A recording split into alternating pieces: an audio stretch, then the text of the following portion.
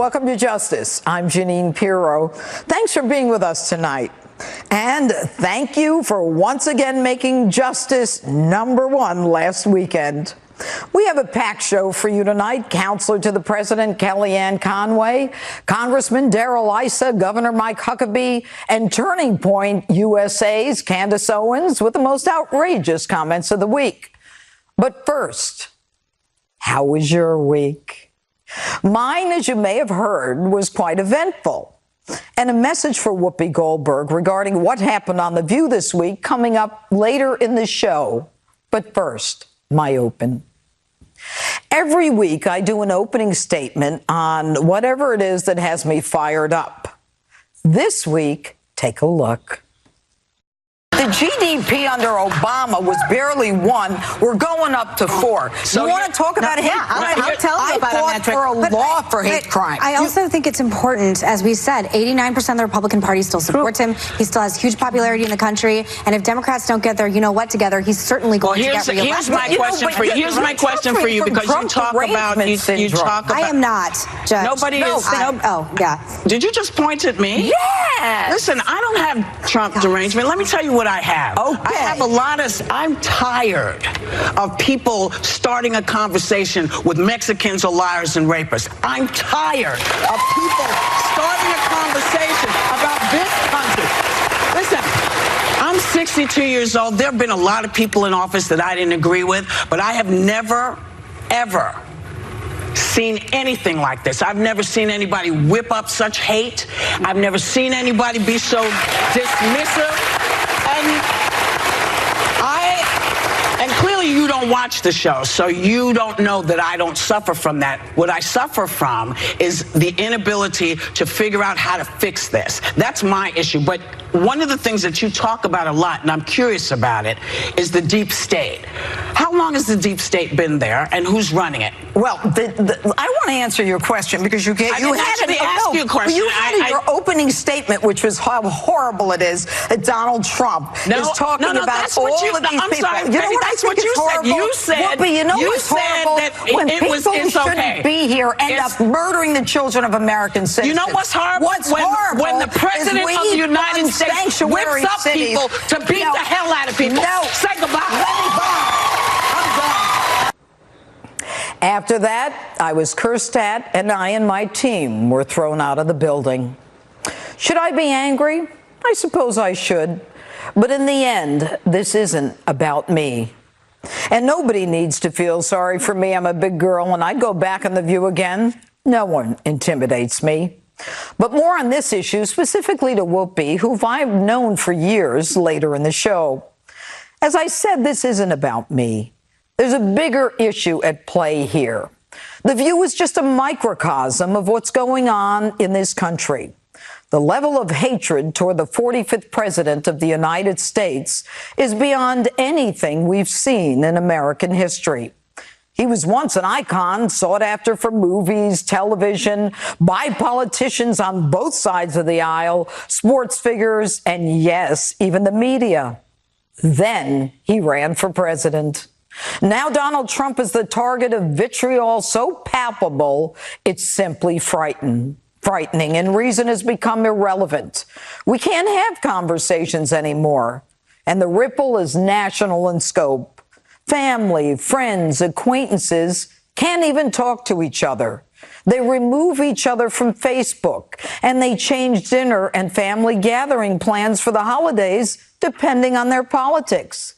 It's almost impossible to have a rational discussion that doesn't turn into a food fight.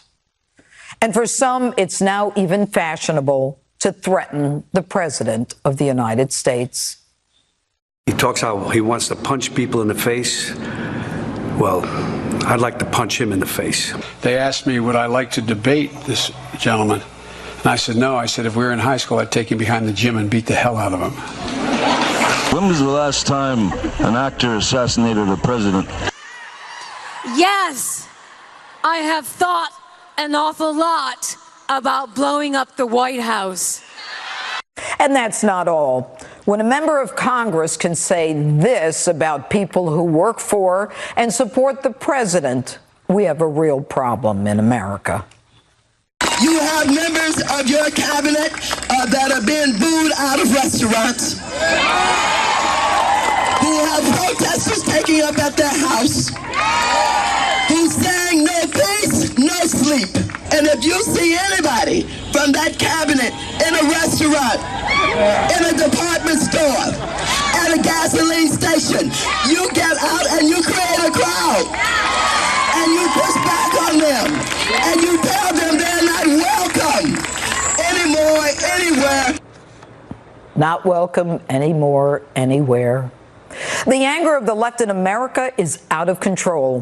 When White House Press Secretary Sarah Sanders needs Secret Service protection because she speaks for the President of the United States, something's wrong. When we get screamed at even before we give an opinion, something's wrong. When it's acceptable to shout people down, when it's acceptable to not hear what people think, that's the first step to where we don't think.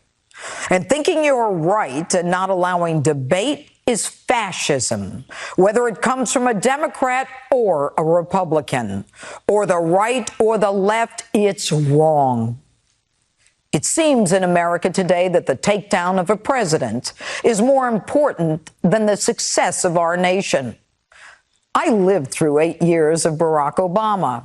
A lot of you heard my opens. I was very clear in my objection to his policies, but I never rooted for America to fail.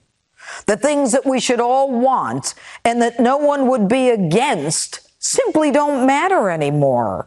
Minority unemployment, the lowest in history, the economy soaring, ISIS defeated, tax cuts for everyone. They don't seem to matter if it's under this president. Some people are even rooting for an economic collapse. I feel like the bottom has to fall out at some point. And by the way, I'm hoping for it, because I think one way you get rid of Trump is a crashing economy. So please bring on the recession. Sorry if that hurts people, but it's either root for a recession or you lose your democracy. So to all you on the left who are threatening our president, shouting down and even attacking his supporters and rooting against America, you're kidding yourselves if you think that what you're doing is standing up for America. What you're doing is tearing down America. And when you do, you're tearing down something more important than even the President of the United States. You're tearing down the values of the United States itself.